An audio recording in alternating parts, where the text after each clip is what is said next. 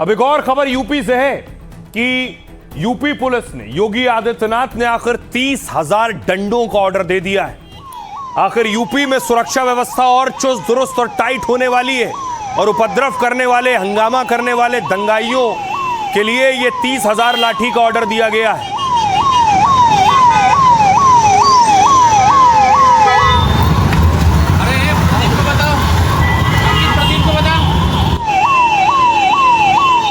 अब देखिए क्या है ऑर्डर और कौन कौन सी चीजों का ऑर्डर दिया गया है यूपी में।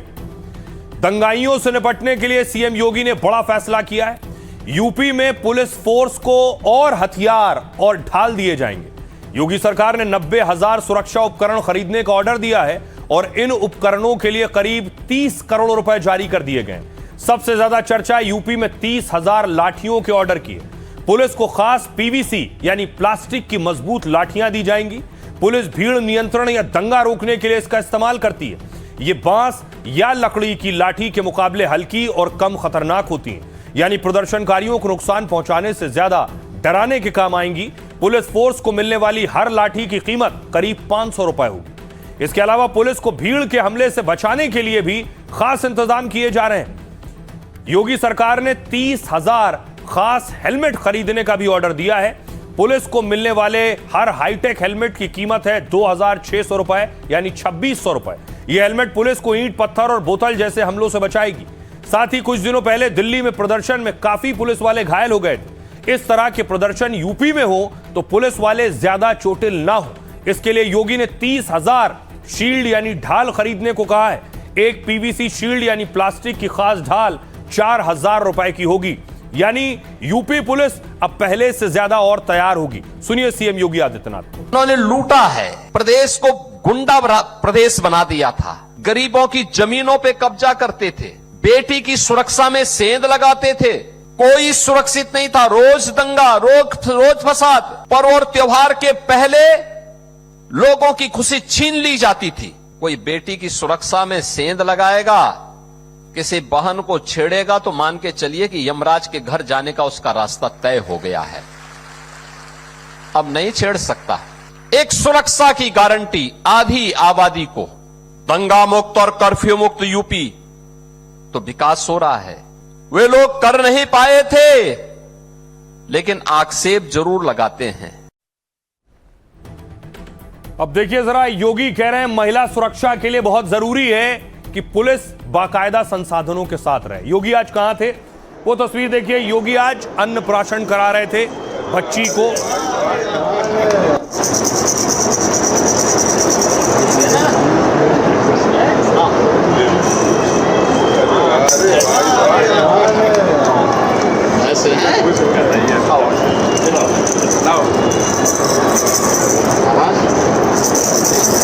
ठीक है, इसको खिलाइए।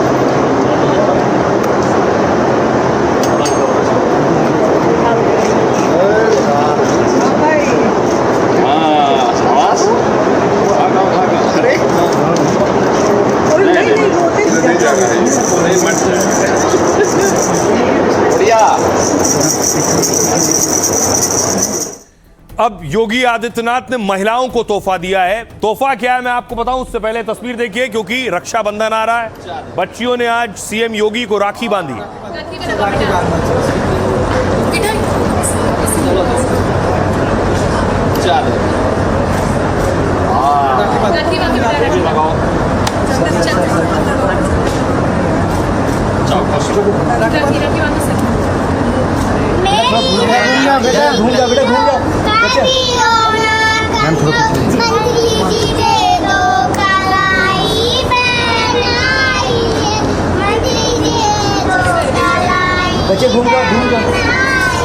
और रक्षाबंधन के मौके पर जो तोहफा दिया है महिलाओं को, उससे पहले सीएम योगी ने एक बैठक की और उन अधिकारियों के साथ बैठक की जिससे जमीनी स्तर पर उसे लागू किया जा सके।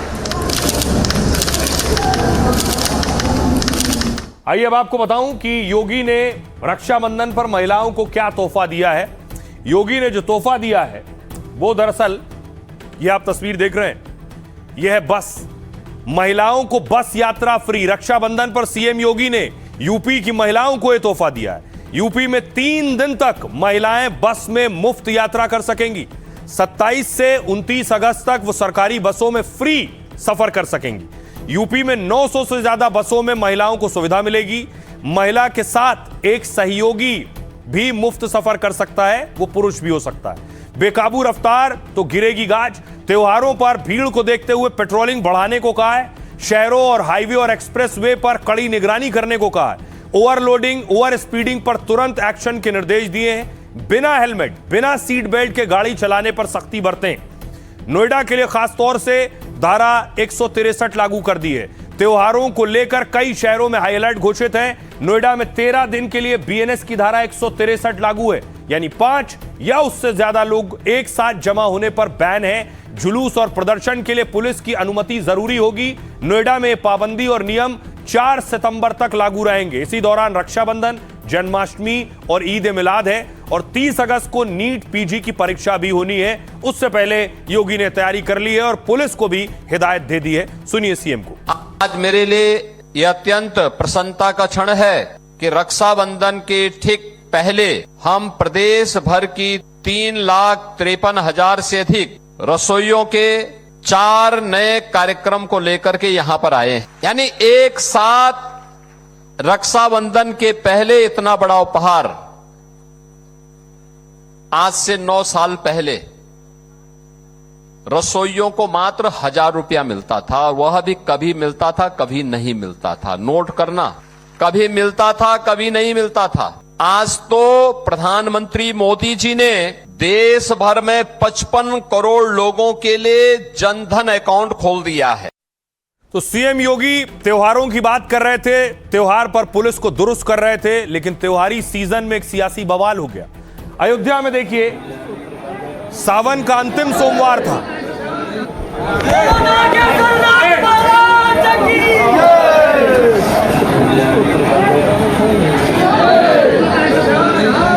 सावन का आखिरी सोमवार था और कांग्रेस के यूपी अध्यक्ष अजय राय आज पहुंचे अयोध्या हनुमानगढ़ी दर्शन करने के लिए।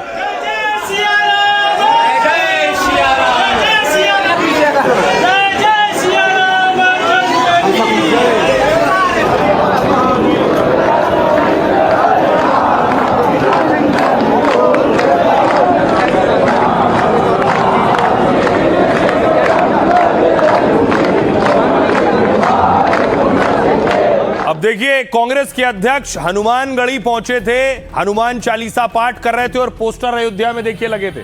स्वागत समारोह में देखिए अजय राय का पोस्टर लगा है, इसमें राहुल गांधी की तस्वीर है।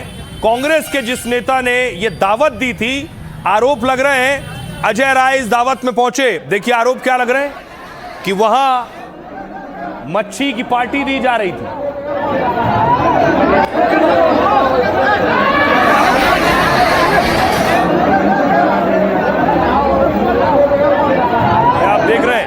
अजय राय इसी समारोह में पहुंचे थे, बीजेपी ने यह दावा किया।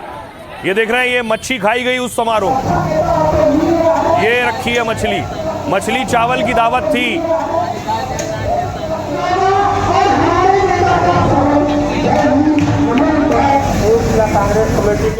और कांग्रेस के अध्यक्ष जब पहुंचे हो मछली चावल वाली पार्टी में, तो योगी आदित्यनाथ ने वार किया उन पर।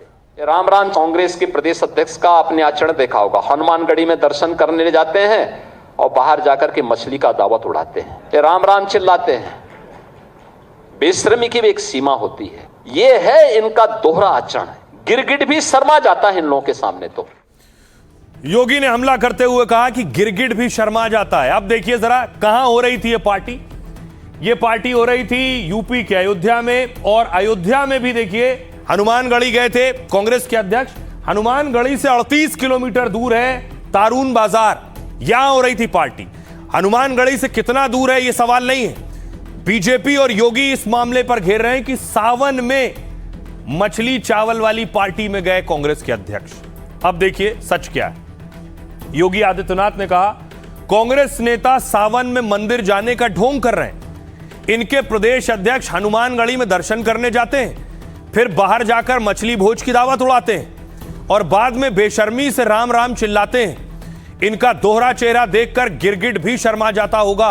मनुष्य के रूप में ये हमारी कौन सी प्रजाति पैदा हो गई है? आपको किसने कहा था हनुमानगढ़ी जाने के लिए? मछली खानी थी तो अयोध्या के बाहर जाकर खा लेते। अजय राय ने इस पर सफाई दी। उन्होंने कहा मैंने वहां मछली नहीं खाई। झूठे आरोप लगाए जा रहे हैं। सीएम के पास कोई फोटो हो तो दिखा दे, मैं इस्तीफा देने को तैयार हूं। अयोध्या में कल निषाद समाज ने मुझे कार्यक्रम में बुलाया था। मैं जब भी अयोध्या जाता हूं पहले हनुमानगढ़ी के दर्शन करता हूं। मछली पालन, पकड़ना और खाना निषाद समाज की जीवन शैली है।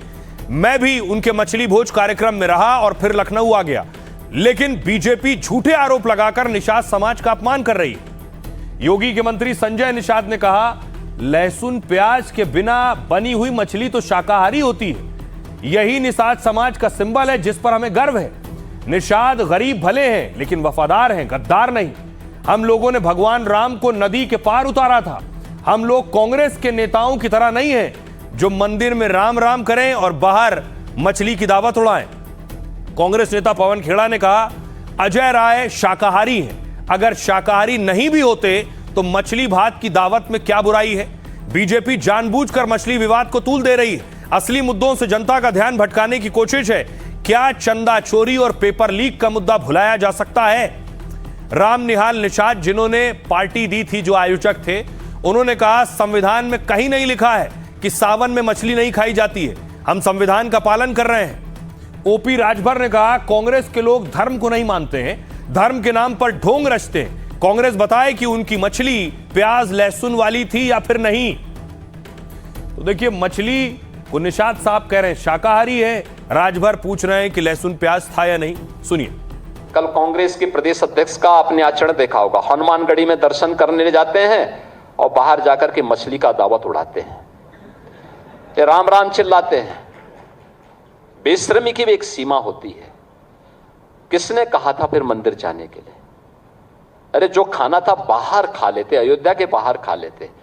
लेकिन उनके कार्यालय में ये है इनका दोहरा आचरण है। गिरगिट भी शर्मा जाता है इन लोगों के सामने। तो वो भी शर्मा जाता होगा कि मनुष्य के रूप में हमारी कौन सी ऐसी प्रजाति हो गई है कि जो वहां मंदिर में राम राम चिल्ला रहे हैं, बजरंगबली के सामने दंडवत होने का ढोंग कर रहे हैं, लेकिन बाहर जाकर के मछली की दावत उड़ा रहे हैं। मैं तो नहीं कहना चाहूँ, मुख्यमंत्री जी ये बात कह रहे हैं, साबित करें, फोटो दिखा दें, वीडियोस दिखा दें। मैं तैयार बैठा हूँ इस्तीफा देने के लिए। नहीं तो फिर योगी जी को मुख्यमंत्री पद से इस्तीफा देना पड़ेगा। अगर प्रमाणित नहीं कर पाएंगे तो इस्तीफा देकर इनको, क्योंकि मठ में तो लोग स्वीकार इनको करेंगे नहीं अब, क्योंकि मुख्यमंत्री झूठे हो साबित हो गए, तो इनको पूरी इनके अपने घर गाँव जाना पड़ेगा, घर जाना। सावन के महीने में अगर मछली भोज हो रहा है तो ये अतिशयोक्ति है। अब कांग्रेस कुछ भी करती है उसको अच्छा लगता है। कांग्रेस के लोग जो है हर चीज के माहिर हैं। ये पीडीए से बाबा बहुत चिंतित हैं। चुनाव भी नजदीक है, इसलिए उनका दिमाग काम नहीं कर रहा है। 50 सीट मिलना मुश्किल होगा। 27 के चुनाव में पूरी तरह से बाबा की सरकार का सफाया हो जाएगा। किसी के घर आप जाओगे, वो स्वागत में आपके लिए कुछ रखेगा तो आप उस पर आपत्ति जताओगे, आप मत खाइए। हमारे अजय राय जी तो वैसे भी वेजिटेरियन है, छोड़िए उनकी बात, छोड़िए, नहीं भी होते वेजिटेरियन तो क्या उसमें गलत है? पिछले सावन में जब खुद दावत खा सकते थे लालू जी के घर में जाके मटन का, याद है कि नहीं? वो मटन बनाते हुए, चंपारण मटन, इतना हल्दी डालो, इतना नमक डालो, थोड़ा खटाई डालो तो मटन का टेस्ट आएगा। तो जाके अयोध्या में मछली खा ली है, प्रभु राम की नगरी में। अब देखिए ये मछली पर लड़ाई क्यों हो रही? निषाद वोट के लिए ये मछली का कांटा है। अब ये कांटा चुभेगा या नहीं, वजह देखिए क्या है। यूपी में निषाद सियासत और सत्ता के लिए काफी अहम है। 2022 में निषाद पार्टी ने बीजेपी के साथ गठबंधन किया था। 15 सीटों पर चुनाव लड़ा था, 11 पर जीत हासिल हुई थी। निषाद समुदाय के कुल वोटों का 63% बीजेपी और गठबंधन के पास गया। इस समुदाय में मल्लाह, केवट जैसी 20 उपजातियां आती हैं। यूपी में निषाद समुदाय की आबादी करीब 4.3 से 4.5% के आसपास है, लेकिन निषाद समुदाय अभी ओबीसी कैटेगरी में आता है और ओबीसी में निषाद से जुड़ी जातियों की हिस्सेदारी है 15%। यूपी की 120 विधानसभा सीटों पर निषाद वोट का असर है। अयोध्या, गोरखपुर, भदोही, मिर्जापुर सबसे ज्यादा प्रभावित है और जौनपुर गाजीपुर, वाराणसी, प्रयागराज में गहरा असर है। निषाद वोट बैंक पर अभी एनडीए के दलों का ज्यादा प्रभाव है। अब कांग्रेस सपा भी निषाद समुदाय को साधने में लगी हुई है। कांटे का मुकाबला होने पर निषाद वोट निर्णायक साबित हो सकते हैं। यह है वजह मछली की लड़ाई की। सुनिए सियासतदानों को। 1926 जनवरी 1950 को जब से संविधान लागू हुआ है, कोई कुछ भी खा सकता है, कोई कुछ भी कर सकता है, कहीं पूजा कर सकता है, सभी लोग स्वतंत्र हैं। संविधान को आप लोग तीनों लोग पढ़ लीजिए, कहिए तो मैं भारतीय संविधान की प्रति दिखा दूंगा, ठीक है। अरे क्या है उससे मतलब है यार, मेरे समझ नहीं आ रहा है इसको क्यों आप बिना मतलब सावन को भादों और कुआर और कार्तिक क्या कर रहे हो, क्या मतलब इसका है भाई। कांग्रेस से पूछना चाहिए कि वो मंदिर भी जाएंगे और मछली भी खाएंगे। हम कह रहे हैं निषाद तो सब है, उत्तर बाहरी है, वो गरीब है, उजड़ा है, उसका परंपरा है मछली खाना। मछली तो हर समय खाएगा वो, चूंकि उसके पास तो सब अंग्रेजों से लड़ा, मुगलों से लड़ा, उजड़ा है, फिशरीज एक्ट बना के छीन लिया है, तो उससे क्या है, वो तो खाएगा ही खाएगा। ये कांग्रेस नॉन इशू को इशू बनाती, इशू को नॉन इशू बनाती है। ये कांग्रेस जाल फेंक कर निषादों को मछली खिला के फंसाना चाहती, जो फंसने वाले नहीं। अरे मछली तुमने यार बंगाल में पूरी खा रहे थे, हैं?